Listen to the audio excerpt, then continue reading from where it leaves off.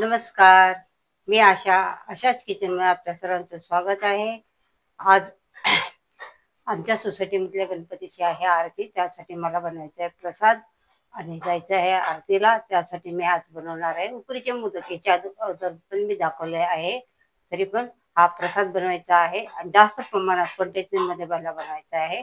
चला तर मग आपण उकडीचे मोदक बनवायला सुरुवात करूया. आपल्याला ही वाटी आहे. या वाटीने मी हे अडीच कप अडीच वाट्या हे ओल्या नारळाचा किस मी मिक्सर मधनं बारीक करून घेतलेला आहे आणि या वाटीने 1.25 वाटी गूळ घेतलेला आहे. हा गूळ 1.25 वाटी आहे. 10 काजू आहेत, 10 बदाम आहेत, त्याचे बारीक काप करून घेतलेले आहेत. 1 चमचा ते 1.5 चमचा खसखस घेतलेली आहे आणि या चमच्याने 2 चमचे आपल्याला तूप घ्यायचा आहे. चला तर आपण सुरुवात करूया. पहिला आपल्याला याच्यामध्ये 2 चमचे तूप घालायचं आहे आणि तूप गरम होऊन द्यायचं आहे. खसखस थोडी पहिलेच भाजून घेतलेली आहे आणि ड्रायफ्रूट पहिलेच थोडंस हलकंसं भाजून घेतलेलं आहे. आणि आता आपल्याला काय करायचंय, आपल्याला हे तुपामध्ये एक तूप घालायचा आहे आणि चांगलं 5-6 मिनिटं चांगलं परतून घ्यायचं आहे.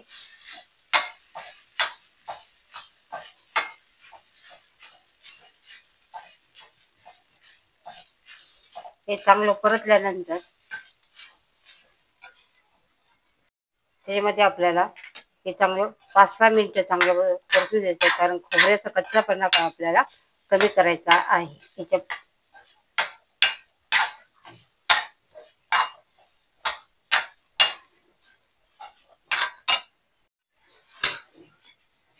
आता आपल्याला 5-6 मिनिटांनंतर याच्यामध्ये हा गूळ घालायचा आहे आणि सारण चांगलं परतून घ्यायचं आहे.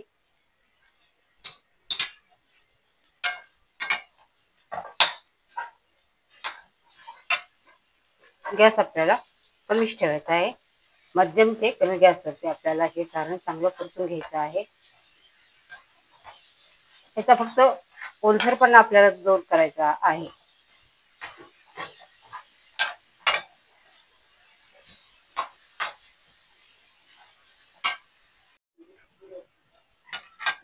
आता हे याचा ओलसरपणा कमी झालेला आहे. गूळ पण पूर्ण असा विरघळलेला आहे. विरघळून द्यायचा आहे. गूळ पूर्ण विरघळून द्यायचा, नाही तर मग ते कुठं गोड आणि कुठं खूपच हे फिक्कं लागेल. म्हणून हा गूळ पूर्ण याच्यामध्ये विरघळून द्यायचा आहे. आता याच्यात आपल्याला हे आपण खसखस घेतलेले खसखस घालायचे आहे.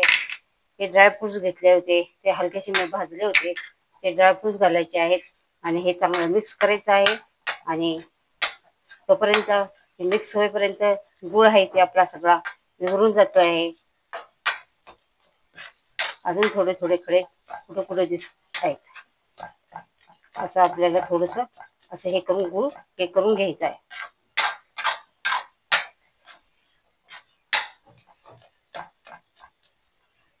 तर आपलं सारण सुट्ट सुट्ट व्हायला लागलेलं आहे, कढई सोडायला लागलेले. आता मी एका प्लेटमध्ये थंड करते.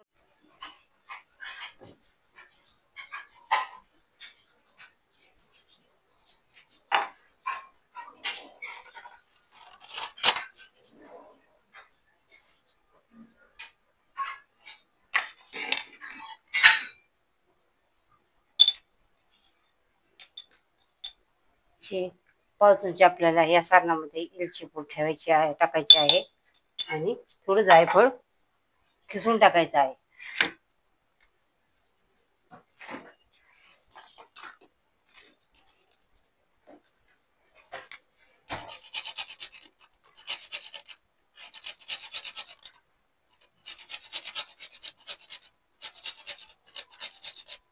आणि हे चांगलं मिक्स.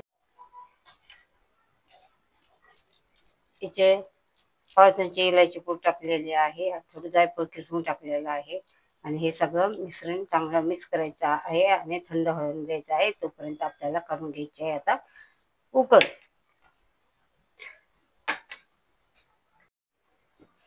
या वाटीने मी 2.5 वाटी तांदळाचं पीठ घेतलेलं आहे.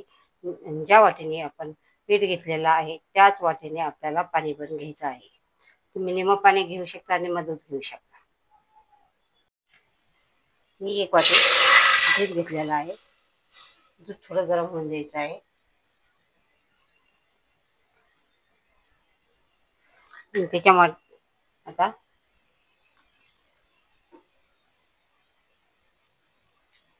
1.5 वाटी पाणी घालायचं आहे, कारण आपला 2.5 वाट्या मिश्रण आहे, पीठ आहे.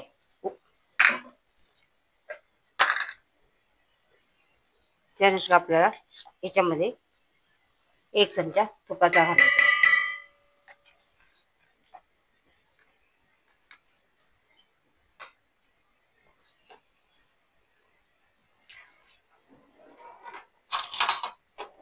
आणि आता याच्यामध्येच आपल्याला हे उकळून द्यायचं आहे अगोदर.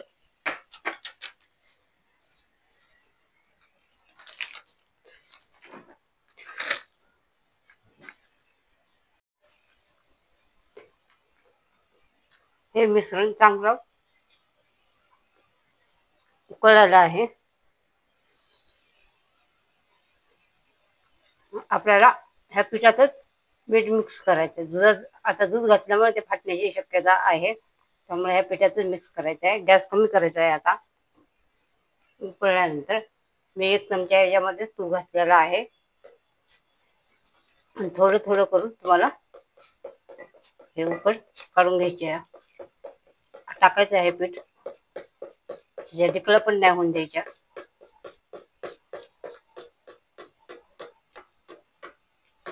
पाठीमागच्या वेळेस कमी पीठ होतं माझ्याकडे. आता हे पीठ जास्त आहे. चांगलं हलवून घ्यायचं आहे, खाली वर करून. उकड खाली पीठ खाली लागलं नाही पाहिजे पातेल्याला, म्हणून पातेलं घेताना थोडंसं जाड गुळाचं पातेलं घ्यायचं.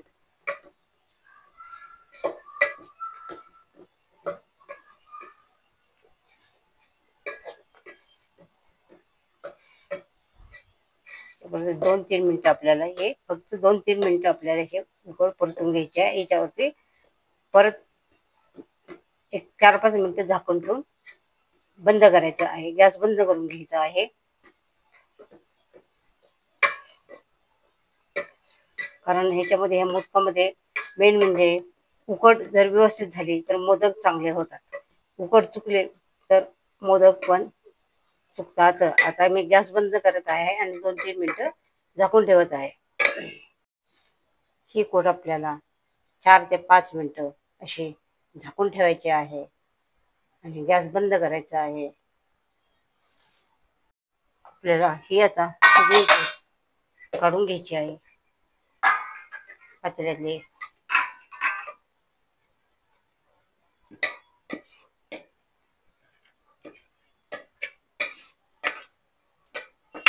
कुठेही पातेल्याला उकड लागलेली नाही. हलकीशी थंड होऊन द्यायची आणि गरम असतानाच ते मळायचे आहे. मळताना आपल्याला ही उकडे जशी अगदी लोण्यासारखी करायची आहे. थोडं थोडं पाणी लावून लोण्यासारखी मऊ करायची आहे.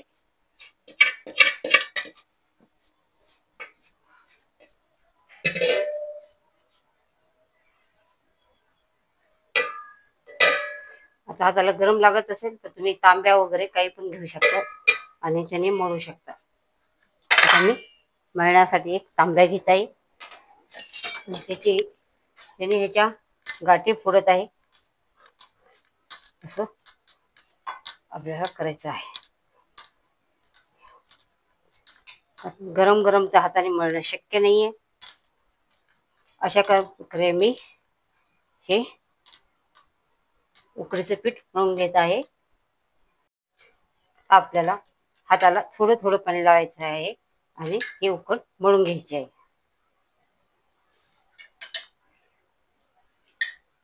एक चमचा ठेवलेला आहे. एकदम पण जास्त नाही पाणी घ्यायचं, थोडं थोडं लावायचं हाताला. गरमच आहे अजून.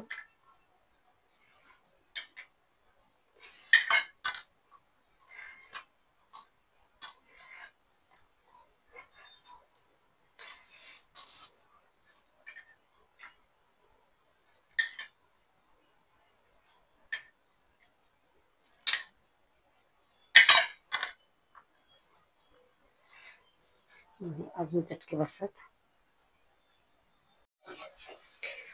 आपण जसं भाकरीला चुरतो ना तसं चांगलं चुरून घ्यायचं आहे. चांगल्या लोण्यासारखा गोळा तयार करायचा आहे. ह्या उकडीत पाणी लावून चुरून घ्यायचं आहे.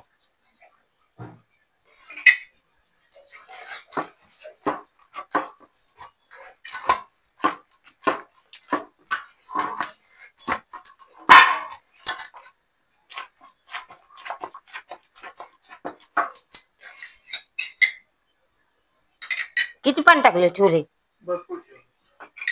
लय झालं ते, अर्ध पातेल लागतं त्याला. उद्यापर्यंत होईल का ते?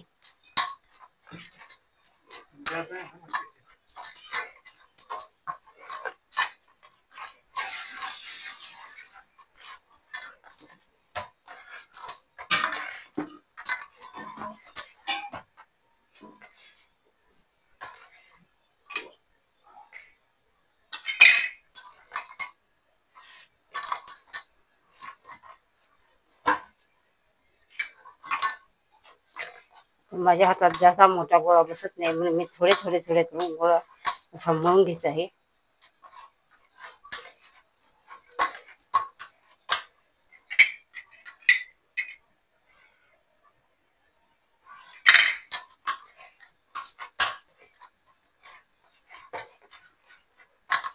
आपला गोळा असा मऊ होतोय का, चिरटतोय का ते बघायचं.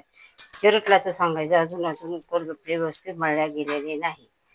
असा जर पाणी पण पाणी तयार करायचे. जर असे पाणी होत असेल तर समजायचं की आपले अजून उकड तयार झालेले आहे. अजून झालेले नाही, अजून थोडं मळावं लागतंय. गोळा होतोय म्हणजे आपली उकड तयार झालेली आहे, चिरटत पण नाही आहे. तर चला आपण आता बाकीचा पण आटा थोडासा मळून घेऊया. कारण ज्यादा मोदक करायचे म्हटल्यानंतर ज्यादा आटा आहे माझ्याकडे. ह्याला बाजूला ठेवते. अशा प्रकारे आपले उकडीचे गोळे तयार झालेले आहेत. असे 3 गोळे तयार केलेले आहेत. मऊ लुसलुशीत बघा. आता हे पहिलं करते आणि ह्याला झाकून ठेवते. आणि जेव्हा कडक आले ते करताना परत थोडंसं पाणी लागेल.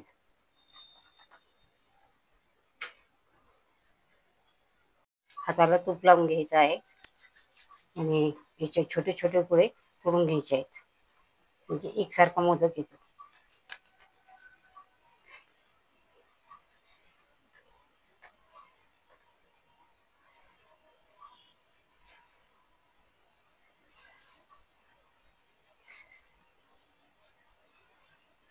जास्त मोठेही नाही, जास्त छोटेही नाही. असे गोळे करायचे आहेत आपल्याला.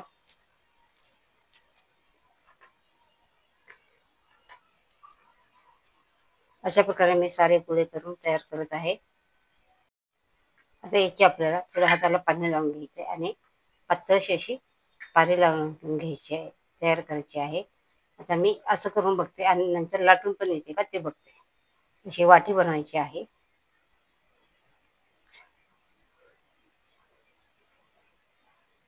अशी हलकीशी मध्ये जाड आणि बाजूला अशी कडल अशी पातळ असावी.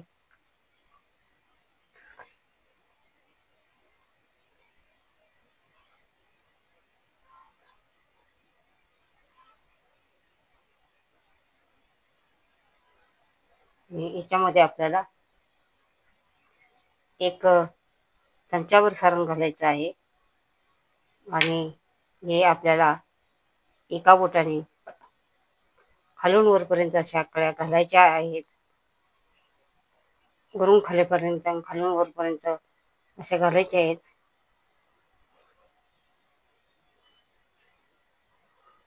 जेवढ्या पडतील तेवढ्या पडतील. कारण मला आज जास्त मोदक करायचे आहेत त्यामुळे मी आता खूप कळ्या पाडायच्या नादाला लागत नाही. नाहीतर मला उशीर होईल. आरतीचा टाइम होत आलेला आहे. कारण हे मोदक लवकरही करून चालत नाहीत, वेळेवर ते करावं लागतात. अशा प्रकारे मी सारे मोदक करून घेणार आहे.